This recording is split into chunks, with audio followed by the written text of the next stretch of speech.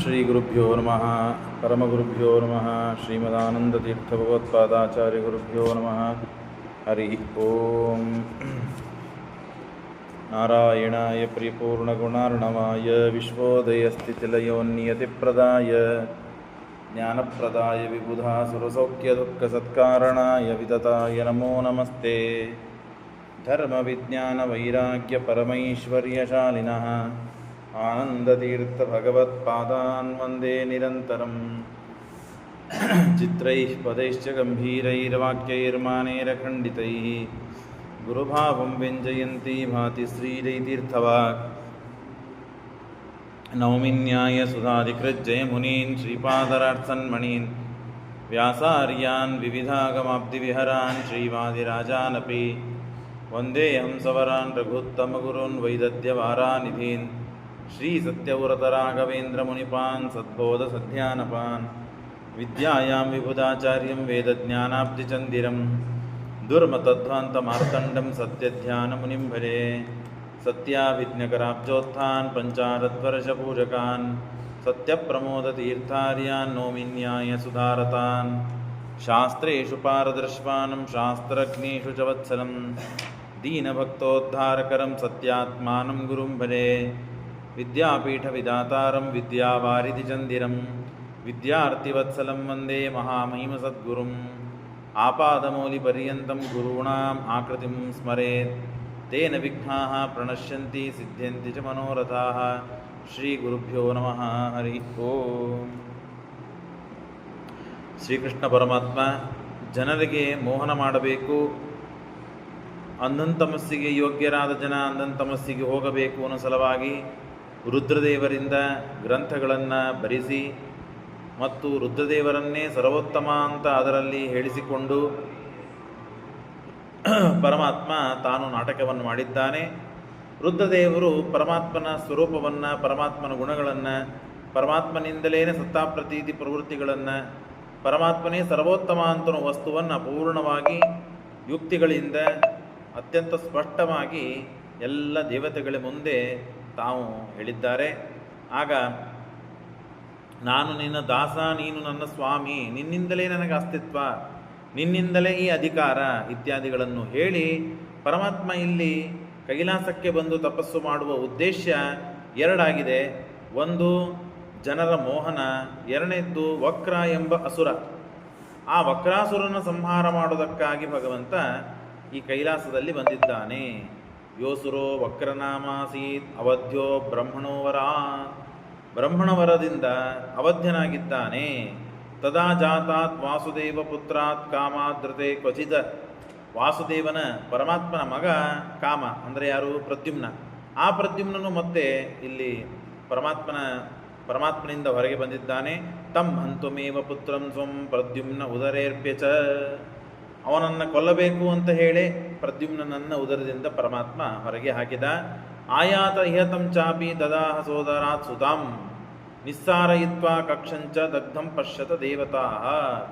ಆಗ ಕಾಡುಗಿಚ್ಚು ಹತ್ತಿದೆ. ಕಾಡುಗಿಚ್ಚಿನಂತೆ ಬೆಂಕಿ ಜ್ವಾಲಾಮಾಲಾಕರಾಲೇನ ಸ್ವತೇಜೋವದ್ಧಿತೇನ ಚ.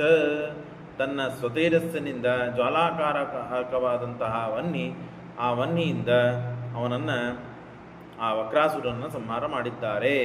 ಪ್ರದ್ಯುಮ್ನೇನೈವ ತಂ ದೈತ್ಯಂ ದಗ್ಧ್ವಾ.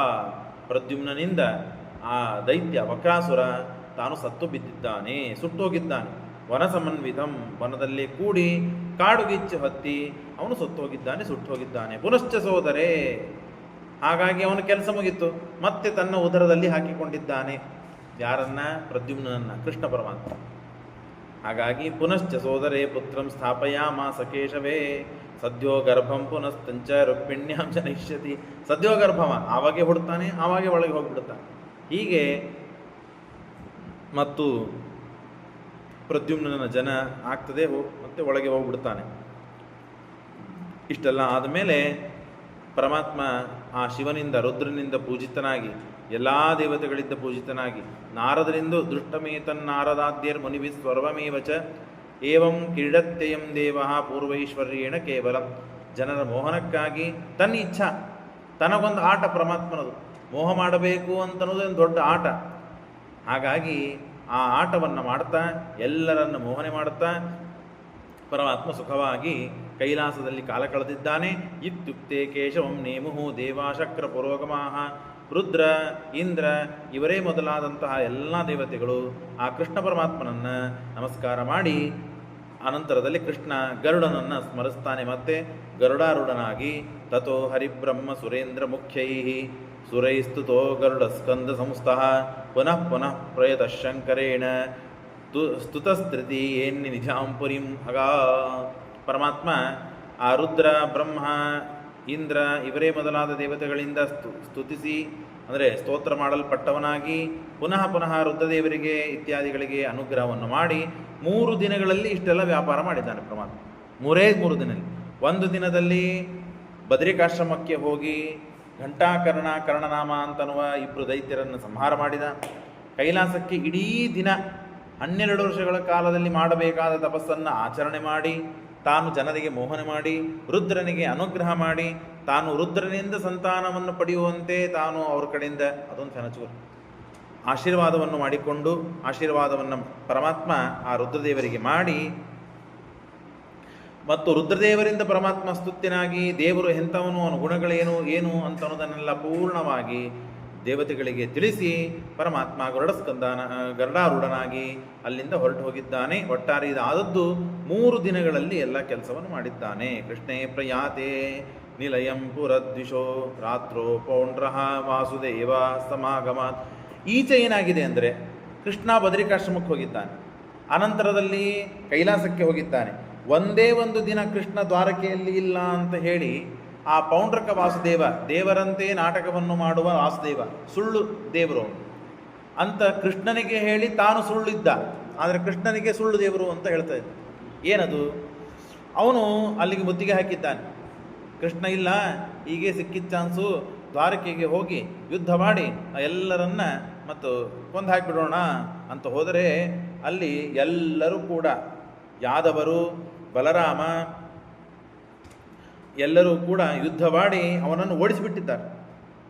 ಪುನಃಸಮಾದಾಯ ತದೋರು ದೀಪಿಕಾ ಅಗ್ರೇ ಸಮಾದಾಯ ಚರೋಹಿಣೇಯಂ ವಿನಿಸೃತ ಆತ್ತಶಸ್ತ್ರ ಸ್ವಪುರ್ಯ ಸಿಂಹ ತಥಾ ಧರ್ಷಿತ ತದ್ಗುಣ ತತ್ಸುಹಾಯ ತದೇಕಲವ್ಯಂ. ಏಕಲವ್ಯನೂ ಬಂದಿದ್ದಾನೆ ಸಹಾಯಕ್ಕಾಗಿ ಪೌಂಡ್ರಕ ವಾಸುದೇವನಿಗೆ.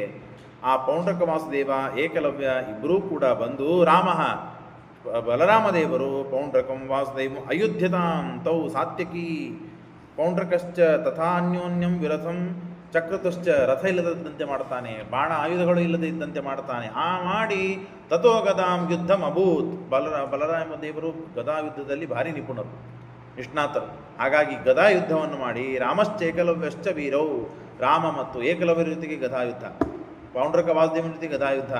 ಆಗ ತಾವು ಸೊಕ್ಕನ್ನು ಕಳೆದುಕೊಂಡು ಅಲ್ಲಿಂದ ತಸ್ಮಿನ್ ಕಾಲೇ ಕೇಶವೋ ವೈನತೇಯ, ಅಲ್ಲಿಂದ ಓಡೋಗ್ಬಿಡ್ತಾರೋ ಏಕಲವ್ಯ, ಪೌಂಡ್ರಕ ವಾಸುದೇವ. ದೇವರು ಇಲ್ಲದೇ ಇದ್ದ ಸಮಯವನ್ನು ನೋಡಿಕೊಂಡು ಯುದ್ಧ ಮಾಡಲಿಕ್ಕೆ ದ್ವಾರಕೆಗೆ ಬಂದಿದ್ದರು. ಆದರೆ ಇವರು ಮಹಾಪರಾಕ್ರಮಿಗಳು. ಇವರು ಬಲರಾಮ ಏನು ಸಾಮಾನ್ಯ, ಬಲರಾಮ ಇತ್ಯಾದಿ ಯಾದವರೆಲ್ಲರೂ ಅವರನ್ನು ಓಡಿಸಿ ಹಾಕಿದ್ದಾರೆ. ತಸ್ಮಿನ್ ಕಾಲೇ, ಆಗ ಪರಮಾತ್ಮ 3 ದಿವಸ ಆಯಿತು ತಾನು ದ್ವಾರಕೆಗೆ ಬರಬೇಕು. ಬಂದ ಕೂಡಲೇ ಎಲ್ಲರೂ ದೇವರಿಗೆ, ಕೃಷ್ಣನಿಗೆ ಈ ಸುದ್ದಿಯನ್ನು ಹೇಳಿದರು. ನೀ ಇಲ್ಲ, ಆ ನೋಡಿದ ಸಮಯದಲ್ಲಿ ಆ ಪೌಂಡ್ರಕ ವಾಸುದೇವ ಬಂದ, ನಮಗೆಲ್ಲರಿಗೆ ಹಿಂಗೆ ತೊಂದರೆ ಕೊಡ್ಲಿಕ್ಕೆ ಬಂದ, ನಿನ್ನ ಅನುಗ್ರಹದಿಂದ ಮತ್ತು ಅವ್ರನ್ನೆಲ್ಲ ಓಡಿಸಿ ಕಳಿಸಿದ್ವಿ. ಹೌದಾ, ನಾನಿಲ್ಲಾರ್ದಾಗ ಬಂದ ಅಂತ ಹೇಳಿ ಕೃಷ್ಣ ಅವನಿಗೆ ವ್ಯವಸ್ಥೆ ಮಾಡಬೇಕು ಅಂತ ಹೇಳಿ ತಕ್ಷಣಕ್ಕೆ ಯುದ್ಧಕ್ಕೆ ಹೋಗಿದ್ದಾನೆ. ಪೌಂಡ್ರಕ ವಾಸುದೇವನ ಜೊತೆಗೆ ಉದ್ದಮ್ಯ ದೌರ್ಭ್ಯಾಂ ಸಗದಾಂ ಜವಯನೈವ ಅಭ್ಯಾಪತತ್ ರೋಹಿಣೇಯೋ ನಿಷಾದಂ ಬಲಂ ಕೋಪಂ ತಾಸ್ಯ ದೃಷ್ಟ್ವೇಕಲವ್ಯಃ ಪರಾದ್ರವತ್ ಸುದೂರಂ ವಿದ್ರಾವತದ್ರೋಹಿಣೇಯೋ ಏಕಲವ್ಯಾಂಬುದೋ ಸಹ ವೇಲಾಂತಂ ದ್ರಾವಯಿತ್ವಾಥ ತಸ್ಥೋ ರಾಮೋ ಗದಾಪಣಿನ ಅಧೀನ ಸತ್ವಃ ಸುಪಾಪಃ ಏಕಲವ್ಯ ಸುಭೀತಃ, ಬಹಳ ಭೀತನಾಗಿದ್ದಾನೆ ಮತ್ತು ಅತ್ಯಂತ ಪಾಪಿಷ್ಠನಾಗಿದ್ದಾನೆ, ಗರ್ವಿತನಾಗಿದ್ದಾನೆ. ಅವನು ಓಡೋದ. ಆಗ ಪರಮಾತ್ಮ ಸರಿ ಆಗಲಿ ಅಂತ ಅವನ ಜೊತೆಗೆ ಯುದ್ಧಕ್ಕೆ ಹೋಗಿದ್ದಾನೆ. ಯುದ್ಧಕ್ಕೆ ಹೋದಾಗ ಕೃಷ್ಣನಿಗೆ ಸಂದೇಶ ಕಳಿಸ್ತಾನೆ. ಯಾರು? ಪೌಂಡ್ರಕ ವಾಸುದೇವ. ಏ ಕೃಷ್ಣ, ನೀನು ದೇವರು ಅಂತ ಹೇಳ್ಕೋ ತಿರುಗಾಡ್ತಿ ಎಲ್ಲ ಕಡೆಗೆ. ನೀನು ನಿಜವಾದ ದೇವರಲ್ಲ, ನಾನೇ ನಿಜವಾದ ದೇವರು. ನನಗೇ ಶಂಖಚಕ್ರಗಳಿವೆ, ನಾನೇ ಗರುಡಾರೂಢನಾಗ್ತೇನೆ. ನೀನು ಸುಮ್ಮನೆ ಗರುಡನ ಮೇಲೆ ಹರ್ಕೋತ ಹೋಗ್ತಿ. ಅವನು ಪಾಪ ಏನು ಮಾಡಿದ್ದ ಏಕಲವ್ಯ, ಒಂದು ಬಂಗಾರದ ಒಂದು ಗರುಡನನ್ನು ಮಾಡಿ ಹಾಕಿದ್ದ. ಆ ಬಂಗಾರದ ಗರುಡನ ಮೇಲೆ ತಾನು ಕೂಡ್ತಿದ್ದ, ನಾನು ಗರುಡಾರೂಢ ಅಂತ ಹೇಳ್ತಿದ್ದ. ಆಮೇಲೆ ಇವನಿಗೂ ಮತ್ತು 4 ಕೈ ಇತ್ತು ಕೃಷ್ಣನಿಗೆ, ಇವನಿಗೆ 2 ಕೈ. ಪಾಪ ಏನು ಮಾಡಬೇಕು ಹುಟ್ಟಿದಾಗ. ಕೃಷ್ಣ ಹುಟ್ಟಿದಾಗ ಜೈಲಿನಲ್ಲೇನೆ ಶಂಕ ಗದಾರ್ಯುಧಂ ಶ್ರೀವತ್ಸಲಕ್ಷ್ಮಂ ಗಲಕೌಸ್ತುಭೋ ಪಾಂದ್ರ ಸಯೋಧ ಶೋಭಗಂ ಅಂತ ಹೇಳಿ ಭಾಗವತದಲ್ಲಿ ಬರ್ತದೆ. 4 ಕೈಗಳು, 4 ಕೈಗಳಲ್ಲಿಯೂ ಆಯುಧಗಳನ್ನು ಶಂಖಚಕ್ರ ಗದ ಮತ್ತು ಧಾರಣೆ ಮಾಡಿದವನು. ಹಾಗಾಗಿ ನಾನು ಶಂಖಚಕ್ರಗಳನ್ನು ಧಾರಣೆ ಮಾಡಬೇಕು ಅಂಥೇಳಿ 2 ಕಟಗಿ ಕೈಗಳನ್ನು ಹಚ್ಚಿಕೊಂಡಿದ್ದ ಹಿಂದೆ ಹೇಳುತ್ತದೆ. ಅದನ್ನಲ್ಲಿ ಚಕ್ರ ಇದು ಪ್ಲಾಸ್ಟಿಕ್ಕದ ಇಟ್ಟುಕೊಂಡಿದ್ದ. ಮತ್ತು ಶ್ರೀವತ್ಸ ಚಿಹ್ನ ಉಳ್ಳವನಾಗಿದ್ದಾನೆ ಕೃಷ್ಣ. ಹಾಗಾಗಿ ನನಗೂ ಶ್ರೀವತ್ಸ ಚಿಹ್ನ ಉಳ್ಳದ್ದಾಗಿರಬೇಕು ಅಂತ ಹೇಳಿ ಇಲ್ಲಿ ಸುಟ್ಕೊಂಡಿದ್ದ. ಈಗೇನು ಹಾಕೋತಾರ ಅವರು, ಟ್ಯಾಟು ಏನೋ ಹಾಕೋತಾರಲ್ಲ, ಹಂಗೆ ಇವನು ಪೌಂಡ್ರಕ ವಾಸುದೇವ ಲಕ್ಷ್ಮೀದೇವಿಯ ಚಿಹ್ನ ಅಂತ ಹೇಳಿ ತಾನು ಕೃಷ್ಣನಿಗೆ ಇದ್ದಂತೆ ತಾನು ಒಂದು ಸುಟ್ಕೊಂಡಿದ್ದ. ಹಾಗಾಗಿ ಎಲ್ಲ ಕಡೆಗೆ ನಾನೇ ಕೃಷ್ಣ, ಕೃಷ್ಣ ನೀನು ನಿಜವಾಗಿ ಕೃಷ್ಣ ಅಲ್ಲ, ದೇವರಲ್ಲ, ತಿಳಿದುಕೋ, ನನ್ನ ಆಯುಧಗಳನ್ನು ಕೊಡ್ತೇನೆ, ಇಟ್ಟುಕೋ, ಯುದ್ಧಕ್ಕೆ ಬಾ ನನ್ನ ಜೊತೆಗೆ ನೀನು ಅಂತ ಮದೀಯ ಲಿಂಗಾನಿ ವಿಸೃಜ್ಯ ಚಾಶು ಸಮಾಗಚ್ಛೇತಾ ಶರಣಂ ಮಮಾಂತಿಕಂ. ಹಾಗಾಗಿ ಎಲ್ಲ ಬಿಟ್ಟು ನನ್ನ ಶರಣಕ್ಕೆ ಬಾ, ನಿನ್ನನ್ನು ರಕ್ಷಣೆ ಮಾಡ್ತೇನೆ, ನಿನ್ನನ್ನು ಬಿಟ್ಬಿಡ್ತೇನೆ ಕೃಷ್ಣ ನೋಡು ಅಂತ ಹೇಳಿ ಕೃಷ್ಣನಿಗೇನೆ ಎಲ್ಲ ಸುದ್ದಿಗಳನ್ನು ಹೇಳ್ತಾ ಇದ್ದಾನೆ. ಕೃಷ್ಣ ಪ್ರಾಹಸನ್, ಕೃಷ್ಣ ನಕ್ಕ. ಏನು ಹುಚ್ಚಿದ್ದಾನೆ ಅವನು, ಏನು ಎವಡಿದ್ದಾನೆ, ತನ್ನನ್ನು ತಾನು ವಾಸುದೇವ ಅಂತ ಹೇಳ್ಕೊಳ್ತಾನೆ, ಪ್ಲಾಸ್ಟಿಕ್ ಕೈಗಳನ್ನು ಇಟ್ಟುಕೊಂಡು ಮೈ ಸುಟ್ಟುಕೊಂಡು ಅಂತ ಹೇಳಿ ಕೃಷ್ಣ ನಕ್ಕು. ಕೃಷ್ಣ ಪ್ರಾಹಸನ್ನಾಹತವಾಯುಧಾನಿ ದದಾಸ್ಮ್ಯಹಂ ಲಿಂಗಭೂತಾನಿ ಚಾದೋ ಇತ್ಯುಕ್ತೋಸೋ. ಏನು ವಿಚಾರ ಮಾಡಲಿಲ್ಲ ಕೃಷ್ಣ. ಆಗಿಂದಾಗ ಬಂದ ತಂ ಶಾತಶಂಭೆ ಗರುಡೆ ರಥಸ್ಥೆ. ಅವ ಕೃಷ್ಣ ಗರುಡಾರೂಢನಾದದ್ದರಿಂದ ತಾನು ಗರುಡಾರೂಢನಾದ. ಎಂಥದ್ದು? ಬಂಗಾರದ ಗರುಡ. ಚಕ್ರಾದೀನ್ ಕೃತ್ರಿಮಾನ್ ಸಂದಧಾನಂ, ಕೃತ್ರಿಮವಾದ ಶಂಖಚಕ್ರಗಳನ್ನು ಇಟ್ಟುಕೊಂಡಿದ್ದಾನೆ ಕೃಷ್ಣ. 4 ಕೈ, ಇವನು 4 ಕೈ. ಶ್ರೀವತ್ಸಾರ್ಧೆ ದಗ್ಧ ವಕ್ಷಸ್ಥಲಂ, ಶ್ರೀವತ್ಸ ಸಲವಾಗಿ ವಕ್ಷಸ್ಥಳವನ್ನು ಸುಟ್ಟುಕೊಂಡಿದ್ದಾನಂತೆ. ಇದನ್ನು ನೋಡಿ ಕೃಷ್ಣ ಪ್ರಾಹಸತ ಪಾಪ ಬುದ್ಧಿಂ. ಎಂಥ ದಡ್ರಿದ್ದಾರಪ್ಪ, ತಮ್ಮ ಸಾಧನೆಗಳನ್ನು ಮಾಡಿಕೊಳ್ಳೋದು ಬಿಟ್ಟು ಜೀವನದಲ್ಲಿ ಏನೋ ಮಾಡ್ತಾರೆ, ಅದು ಸುಳ್ಳುಸುಳ್ಳಾಗಿ ಅಂತ ಹೇಳಿ ಆಗಿಂದಾಗ ಪರಮಾತ್ಮ ತಾನು ಅವನ ರುಂಡವನ್ನು ಶಿರಚ್ಛೇದ ಮಾಡಿದ್ದಾನೆ. ಪೌಂಡ್ರಕ ವಾಸುದೇವನು ಕೊಂದೇ ಹಾಕಿದ್ದಾನೆ. ಪೌಂಡ್ರಕ ವಾಸುದೇವನನ್ನು ಕೊಂದು ಅವನ ಮತ್ತು ಮಾತಾಮಹ ಅಂದರೆ ತಾಯಿ ತಂದೆ, ಪೌಂಡ್ರಕ ವಾಸುದೇವನ ಮಲತಾಯಿ, ಆ ಮಲತಾಯಿಯ ತಂದೆ ಯಾರು? ಕಾಶೀಶ್ವರ. ಅವನು ಆ ಕಾಶೀಶ್ವರನನ್ನು ಪರಮಾತ್ಮ ಸಂಹಾರ ಮಾಡಿದ್ದಾನೆ. ಚಕರ್ತ ತತ್ ಕಂದರಂ ತಸ್ಯ ಚಾನು ಮಾತಾಮಹಸ್ಯಾಚ್ಛಿನ ಸಾಯಕೇನ. ಅವನ ರುಂಡವನ್ನು ಕಡಿದು ಅಲ್ಲೇನೆ ವಾರಣಸಿ ಕಾಶಿಯಲ್ಲೇನೆ ಹಾಕಿಬಿಟ್ಟಿದ್ದಾನೆ ಪರಮಾತ್ಮ. ಅಪಾಪದತ್ತಾಶ ಶಿರಸ್ಸತೇನ ಕಾಶೀಶ್ವರಸ್ಸೀಶ್ವರೋ ವಾರಣಸ್ಯಾಂ ಸಚ ಬ್ರಹ್ಮಾಹಂ ವಾಸುದೇವೋಸ್ಮಿ ನಿತ್ಯಂ. ಅವನು ಪೌಂಡ್ರಕ ವಾಸುದೇವ ಏನ್ರಿ, ದೇವರ ಗುಣಗಳನ್ನೇ ಅಬದ್ಧವಾಗಿ ತಿಳಿದು ದೇವರಿಗೆ ನಿಂದಾ ಮಾಡಿದರೇನೆ ನಾವು ಅಂಧನ್ ತಮಸ್ಸಿಗೆ ಹೋಗ್ತೇವೆ. ಅಂಥದ್ರೊಳಗೆ ನಾನೇ ದೇವರು ಅಂದರೆ ಏನಾಗಬೇಕು? ಅಂಧನ್ ತಮಸ್ಸಿನ ಸ್ವರೂಪರಾಗ್ತೇವೆ ಅಷ್ಟೇ. ಅಂಧನ್ ತಮಸ್ಸಿಗಂತೂ ಹೋಗ್ತೇವೆ. ದೇವರೇ ನಾನೇ ದೇವರು ಅಂತಂದರೆ ಅದಕ್ಕಿಂತ ದೊಡ್ಡ ತಪ್ಪು ಜಗತ್ತೊಳಗೆ ಯಾವುದಿದೆ? ದೇವರು ನನ್ನ ಸ್ವಾಮಿ, ನಾನು ಅವನು ದಾಸ ಅಂತ ಅನುಸಂಧಾನ ಮಾಡಬೇಕು. ಎಲ್ಲವನ್ನು ಮಾಡಿಸವನು ಮಾಡುವವನು ಭಗವಂತ ಅಂತ ಹೇಳಬೇಕು. ಅದು ಬಿಟ್ಟು ನಾನೇ ಎಲ್ಲರಿಗೆ ಎಲ್ಲವನ್ನು ಮಾಡಿಸ್ತೇನೆ, ನಾನೇ ದೇವರು ಅಂತ ಸುಳ್ಳಾಗಿ ಹೇಳ್ಕೊಂಡ್ರೆ ಅಂಧನ್ ತಮಸ್ಸಿಗೆ ಹೋದವನು. ಹಾಗೆ ಹೇಳ್ಕೊಂಡಂತಹ ಪೌಂಡ್ರಕ ವಾಸುದೇವ. ಹಾಗಾಗಿ ಸಜ ಬ್ರಹ್ಮಾಹಂ, ನಾನು ಬ್ರಹ್ಮ, ವಾಸುದೇವೋಸ್ಮಿ, ನಾನೇ ವಾಸುದೇವ, ನಾನೇ ದೇವರು. ನಿತ್ಯಂ ಮಿತಿ ಜ್ಞಾನಾತ್ ಅಗಮತ್ ತತ್ ತಮೋಂಧಂ. ಅವನಿಗೆ ಅಂಧನ್ ತಮಸ್ಸಿನಲ್ಲಿ ಹಾಕಿದ್ದಾರೆ.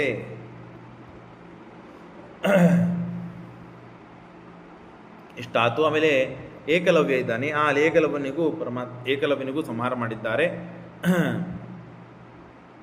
ಆಮೇಲೆ ಆ ಕಾಶಿರಾಜನ ಮಗ, ಅವನ ಹೆಸರು ಸುದಕ್ಷಿಣ ಅಂತ ಕಾಶಿರಾಜನ ಮಗ.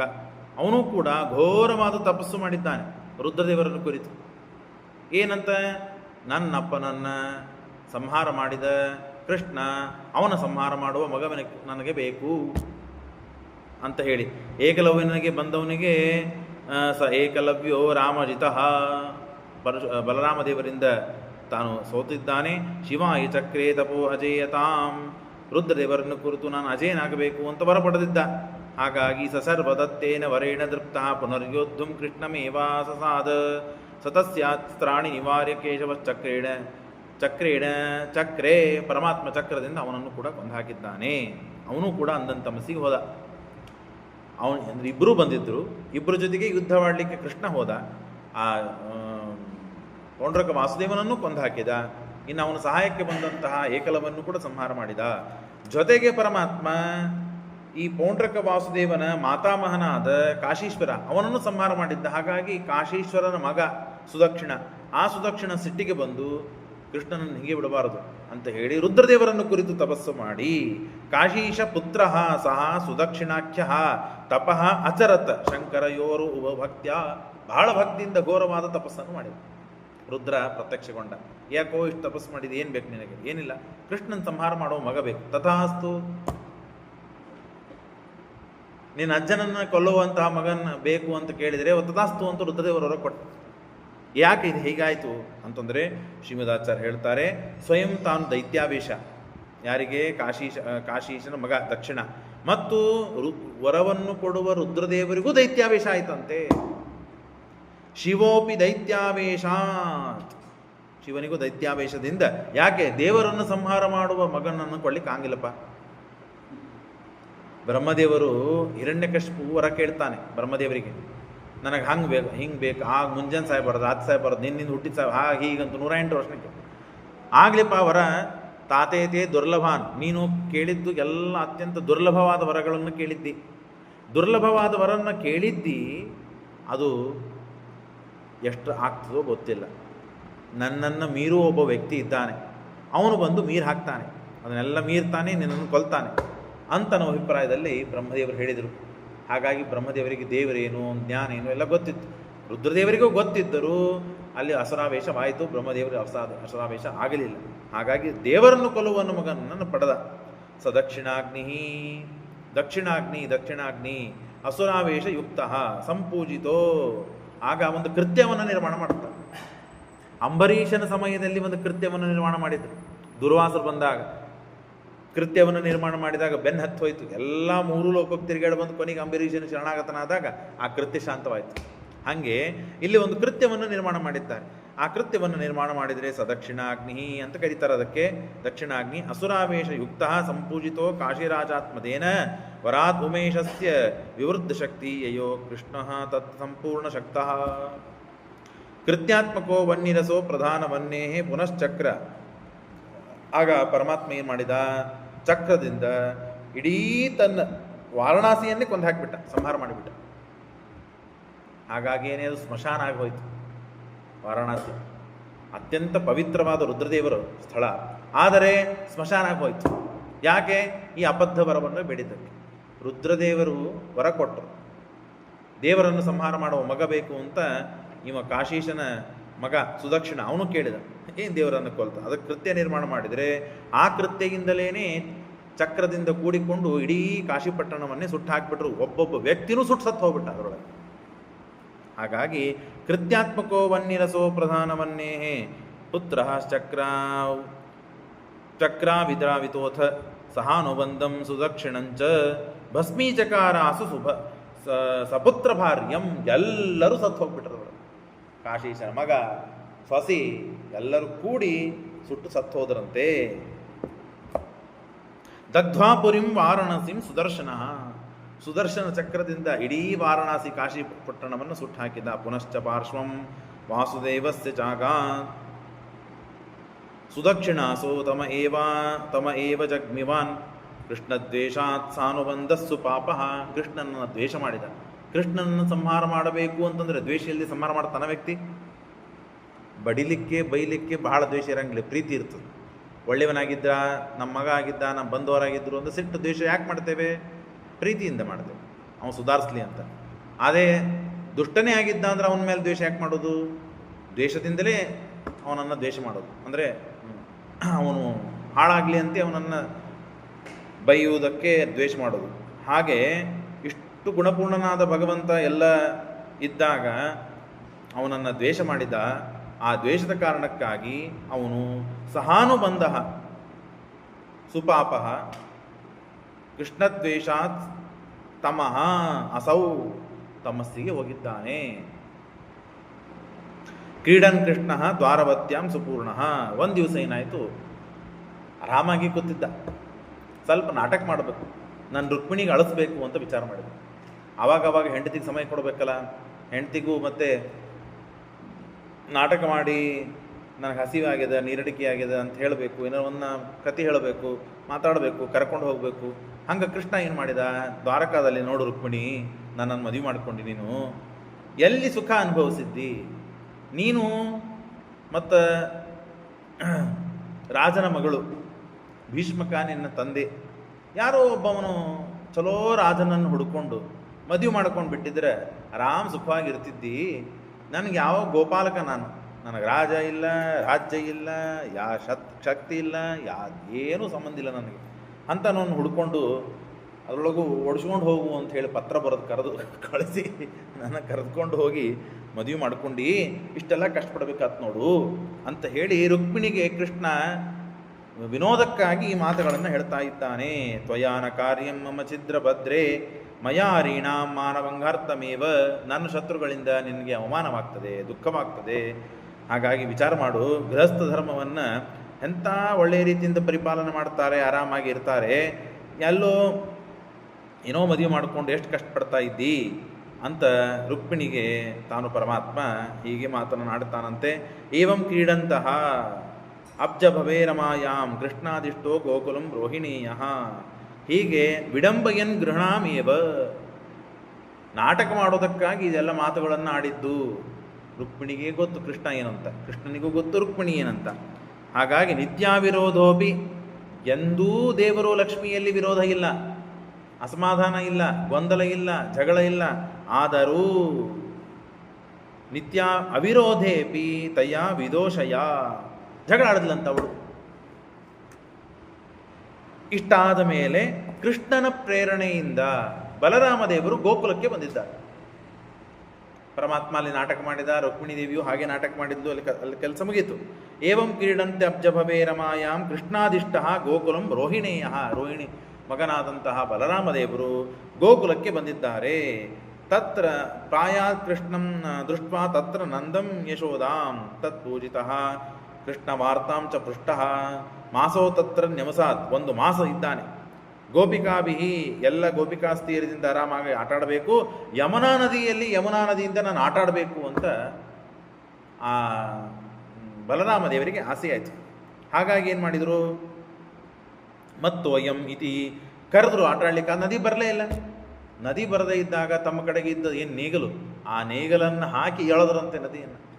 ನೋಡಿ, ಮತ್ತು ಅಯಂ ಇತ್ತೇವ, ಸೊಕ್ಕಿಗೆ ಬಂದದ್ದು ಇದು, ನಾ ಕರೆದ್ರೆ ಬರ್ತಾ ಇಲ್ಲ ನದಿ ಅಂತ ಹೇಳಿ ನದೀಂ ಆಗತಾಂ ಚಕರ್ಷ ರಾಮೋ ಲಾಂಗಲೇನ. ಲಾಂಗಲ ಅಂದ್ರೆ ನೇಗಲು, ಆ ಲೇಗದಿಂದ ಅಗ್ರವೀರ್ಯ ಸೆಳೆದು ತಂದ್ರಂತೆ. ಪುನಸ್ತಯ್ಯ ಪ್ರಣತಃ, ಕ್ಷಮ ಮಾಡ್ರಿ ತಪ್ಪಾಯ್ತು, ಯಮುನಾ ನದಿ, ಬಲರಾಮದೇವರು ದೊಡ್ಡವರು, ಕ್ಷಮ ಮಾಡ್ರಿ ಅಂತ ಬಂದು ಸಂಸ್ತುತಃ ವ್ಯಸರ್ಜೇತ್ತಾಮಥನಂದ ಗೋಪಂ. ದ್ವಾರಕಾದಲ್ಲಿ ಆರಾಮಾಗಿ, ಮತ್ತು ಅಲ್ಲಿ ಈ ಸಮಯದಲ್ಲಿ ಮೈಂದ ಮತ್ತು ವಿವಿಧ ಅಂತ ಇಬ್ಬರು ಅಸುರರು, ನಾಸತ್ಯ ದಸರರು, ಅಸುರಾವೇಶ. ಆ ನಾಸತ್ಯ ದಸರರೇ ವಿಂದ ಮತ್ತು ಮೈಂದ ಮತ್ತು ವಿವಿಧ ಅಂತ ಆಗಿದ್ದಾರೆ. ಅಲ್ಲಿ ಅಸುರರು ಇದ್ದಾರೆ. ಅವರು ಮತ್ತೆ ಬಲರಾಮದೇವರ ಜೊತೆಗೆ ಯುದ್ಧಕ್ಕೆ ಬರ್ತಾರೆ. ತದೇವ ಮೈಂದೋ ವಿವಿಧಶ್ಚ ಭೌಮೇ ಹತೆ ಸಖಾಗೆ ದಾನವಾವೇಶ ಯುಕ್ತೌ.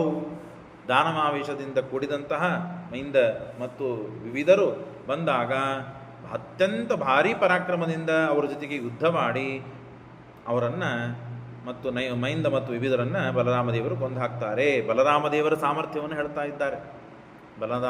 ಬಲರಾಮದೇವರು ಎಂಥವರು, ಏನು ಮಾಡಿದರು ಅಂತನ್ನೋದನ್ನು ಶ್ರೀಮದಾಚಾರ್ಯ ತಿಳಿಸ್ಕೊಡ್ತಾ ಇದ್ದಾರೆ.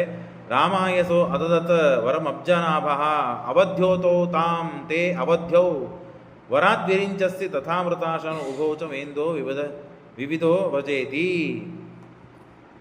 ಆಗ ಅಸುರಾವೇಶ ಇತ್ತು, ಆ ಅಸುರರು ತಮಕ್ಕೆ ಹೋಗಿದ್ದಾರೆ, ನಾಸತ್ಯದಸುರರು ತಮ್ಮ ಲೋಕಕ್ಕೆ ತಾವು ಹೋಗಿದ್ದಾರೆ.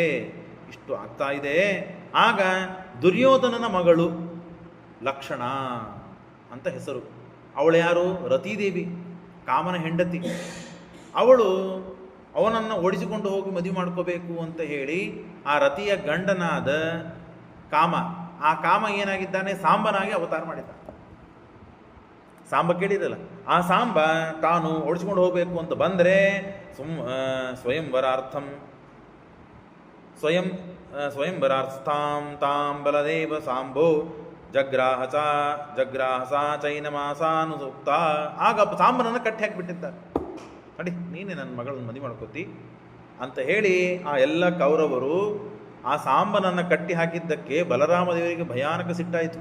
ಬಹಳ ಸಿಟ್ಟು ಬಂತು. ಕೌರವರ ಮೇಲೆ ಪ್ರೀತಿ, ಆದರೆ ಸಾಂಬನನ್ನು ಕಟ್ಟಿ ಹಾಕಿದ್ದಕ್ಕೆ ಸಿಟ್ಟಾಗಿ ಇಡೀ ಆ ಹಸ್ತಿನಾವತಿಯನ್ನೇ ಎಳೆದು ನಾನು ಹಾಕಿಬಿಡ್ತೇನೆ ಅಂತ ಹೇಳಿ ನೇಗಲಿನಿಂದ ಬಲಾದ್ಗೃಹೀತಾಂ ವೀಕ್ಷತಾಂ ಕರ್ಣಮುಖ್ಯಾ ದುರ್ಯೋಧನಾ ಯೂದು ಕ್ರೋಧದೀಪ್ತಾ ಕೃಚ್ಛೇಣ ತಂ ವಿರಥಂ ಚೈವ ಸರ್ವೇ ಸಮೇತ ಜಗೃಹೃದಾತ ರಾಷ್ಟ್ರಾ.